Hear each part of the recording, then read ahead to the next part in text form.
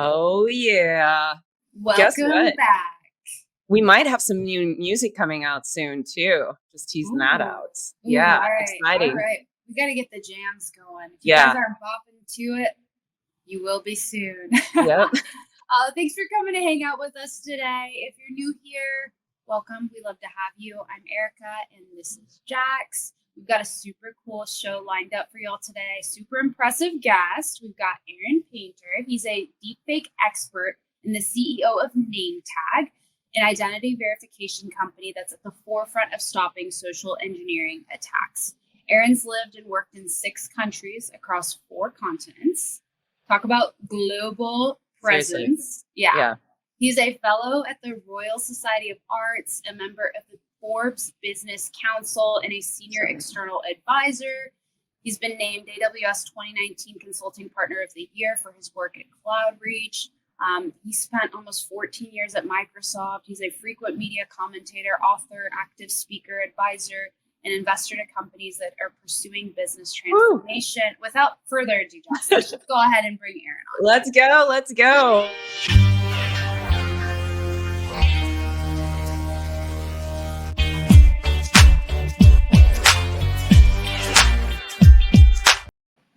What is up, Aaron? Welcome. Thank you. I'm so excited to be with you both. I love the show. I love the energy. It's going to be a really fun conversation. It's a party. It is a party. It's going to be a party today, too. Before we jump in and get really deep in all of the questions, let's kind of level set. I know Erika did a phenomenal job with your intro, but can you take a moment and just share a little bit about your personal journey here into this space, what led you into the industry, and kind of where you are today? Yeah, no, the humble intro is very humbling. So thank you, Erika. But this was actually very much a personal journey for me. I think like a lot of founding stories. I had spent 14 years at a big company, Microsoft. I loved it. I found the most entrepreneurial-esque things I could do. I led new market expansion, which meant opening Microsoft to new countries around the world.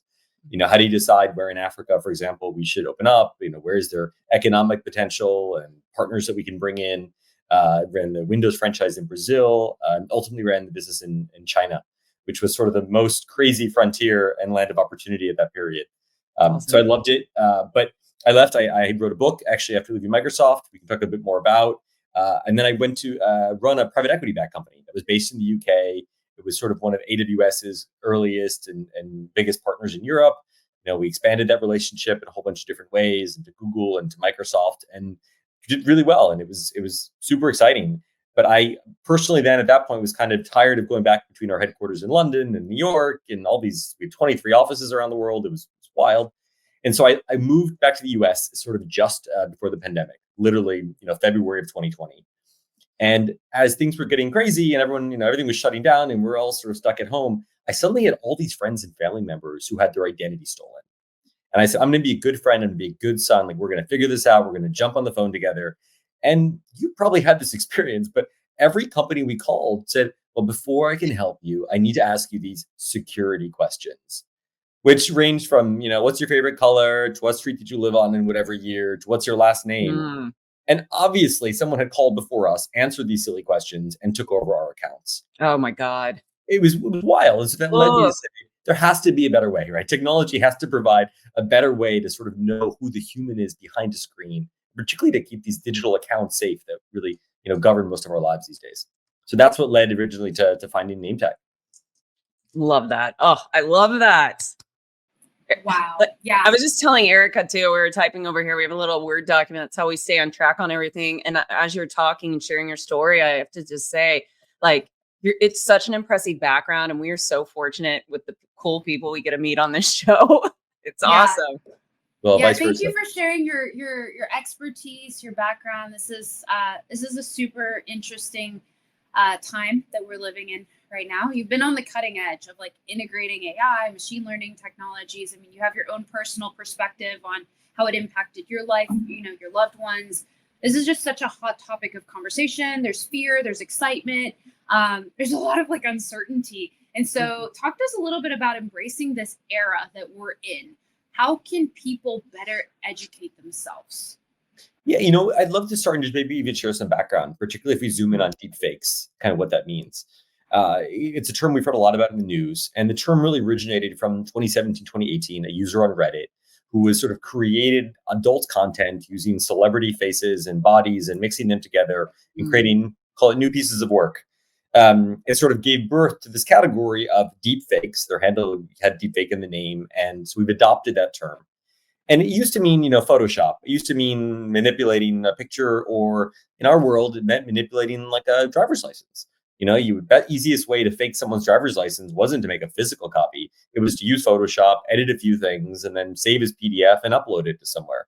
And suddenly you could be who you wanted to be in the digital world.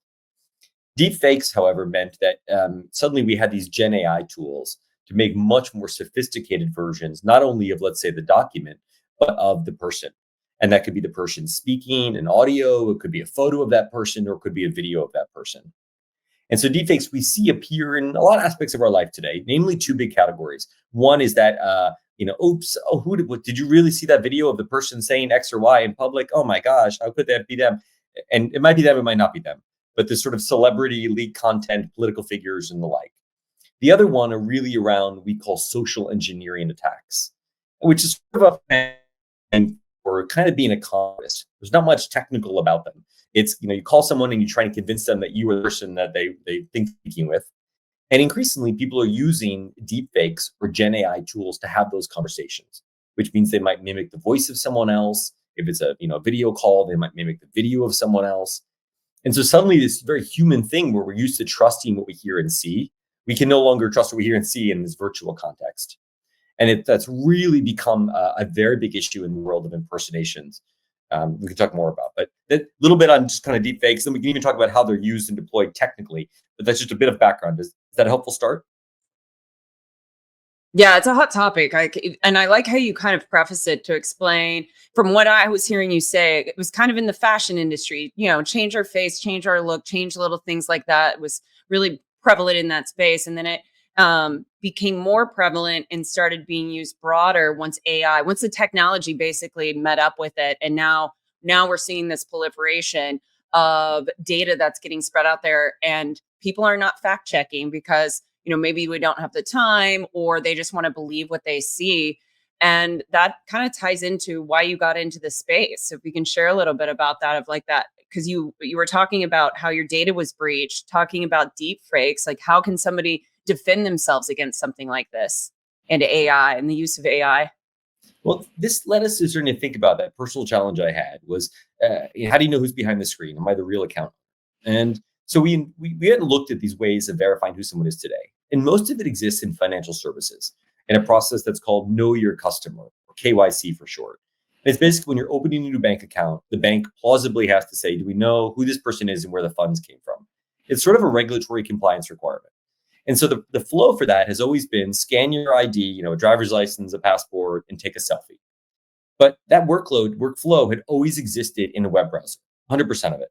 I was meeting with this reporter the other day, who'd been covering things for a long time. He said, I used to really be involved with Frank Abagnale Jr., who was the star of Catch Me If You Can, that movie, if you remember it, which was check fraud. And he basically said, and Frank Abagnale Jr. would, make paper checks and forge the signatures, and then you would deposit in the bank. And checks were actually an in-person thing. You bring it to the bank, somebody would look at it, it would go through a whole system of checks. But then we moved to mobile check deposits. And we do that in a mobile banking app, right? You can take a picture with your phone and deposit the check. What you can't do is upload a photo of a check into a web browser.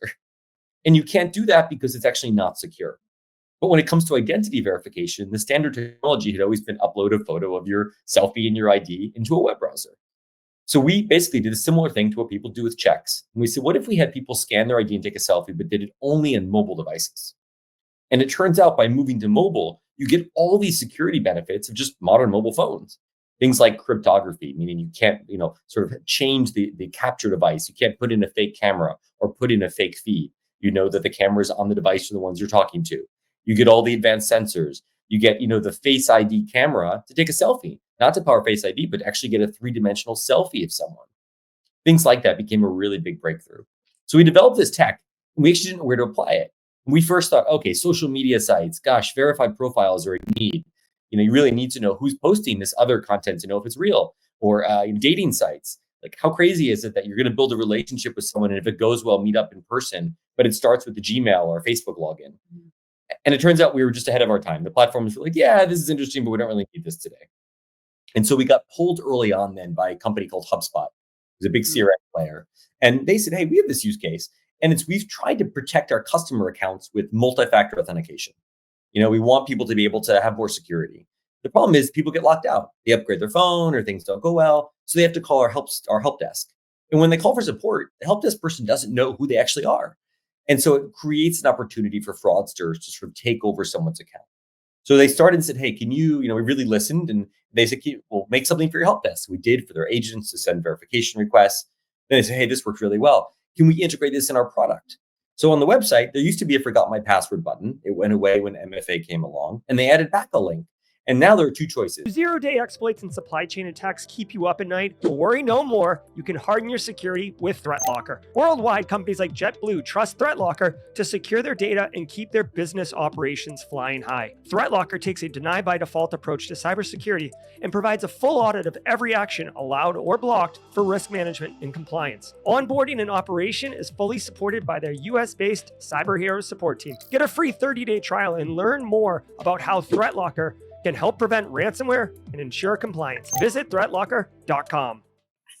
I feel like there's been so much publicity around how this is just starting to become more mainstream, so to speak, right? Before we were hearing like how it was affecting, somebody's like elderly grandma and how they were being followed of a social engineering attack. Now we're seeing it like on an organizational basis and how like the ransomware can really, really cause significant damage.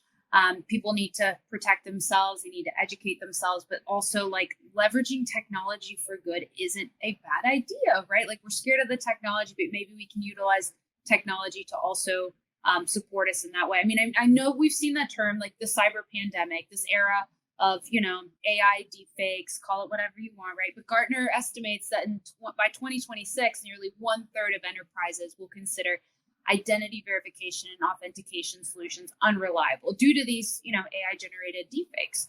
So I have to plug, congrats on the Gartner Magic Quadrant for identity verification for Nametag. That's the first ever, right? That's huge. So clearly you guys are staying ahead of all of these ever evolving threat actors. Can you talk to me a little bit about how you guys are staying a step ahead? What are you doing to kind of anticipate some of these risks? Yeah, it's a great question. And thank you. I think there are two big things that have been really helpful. One, the way that people use deepfakes. The way most of the world today talks about what they call a deepfake detector, which is basically AI trying to detect AI. And that's, to me, an arms race. Someone's going to win, someone's going to lose. The bad actor probably has a good shot at winning. And so we don't necessarily subscribe to that logic. We focus on instead trying to prevent a deepfake. And there are two key ways that a deepfake is used. One is what's called an injection attack. And an injection attack is, if you think of like Teams or Zoom and you're having a video call and you change your camera or microphone, that's basically what an injection attack is. You're able to select an alternative camera or microphone that's a piece of software that is creating a real-time deepfake of you being someone else. And so suddenly you can't necessarily trust who's on that video call. The video platforms just weren't designed to prevent against that. The second thing is what's called a presentation attack. And that's when you present fake information to the camera. And so you would think of it, Mission Impossible style, wearing a 3D mask, or even holding up a photo or video that's been doctored as a deepfake. Coincidentally, when you're on mobile platform, we have an architectural advantage, which is simply that the mobile platforms themselves, by acting as a native app, you're not able to inject. You would have to break the cryptography for Apple overall. I mean, it's a very, very tough challenge to inject. So architecturally, we don't have to detect people trying to use AI. We just prevent them from using a deepfake in the flow. And then when they're trying to present something, we get to use all the advanced camera sensors and other things. For example, the three-dimensional Face ID camera to take that selfie to know that it's three-dimensional and they're human and they're moving and other things. And so that gave us a very just architectural leg up. And it's one of the ways, to your question, we stay ahead.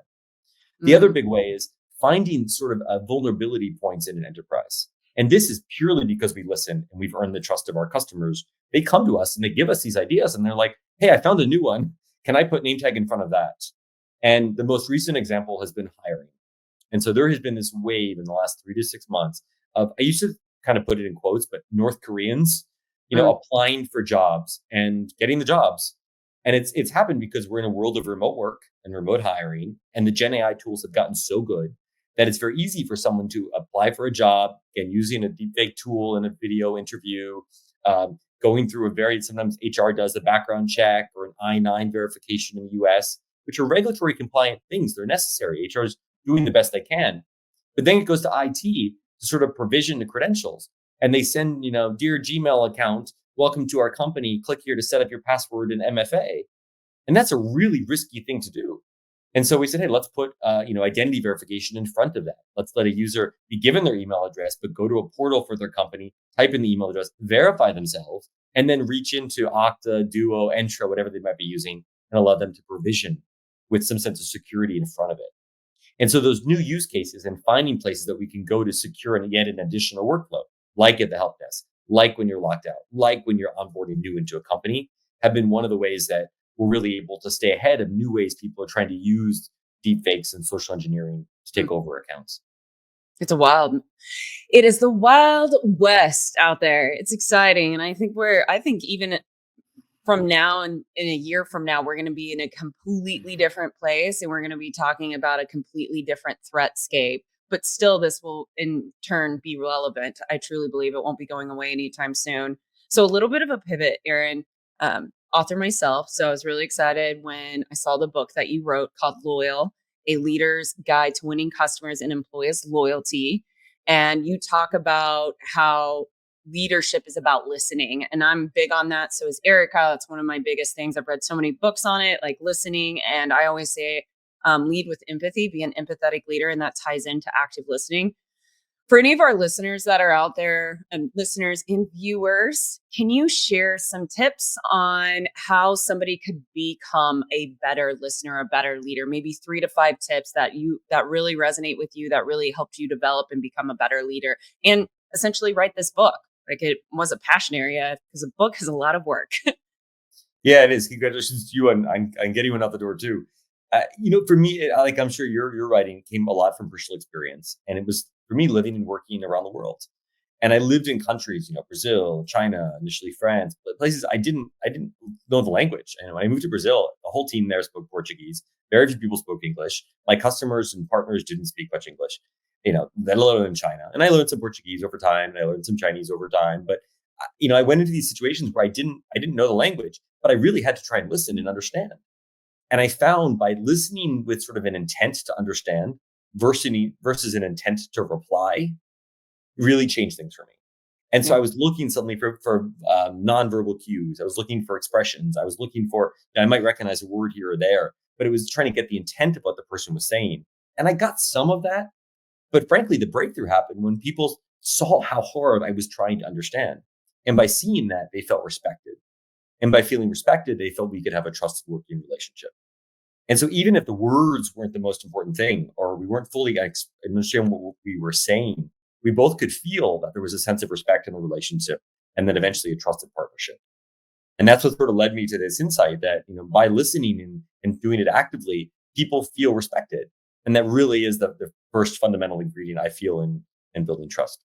Yeah, couldn't agree with you more on that one.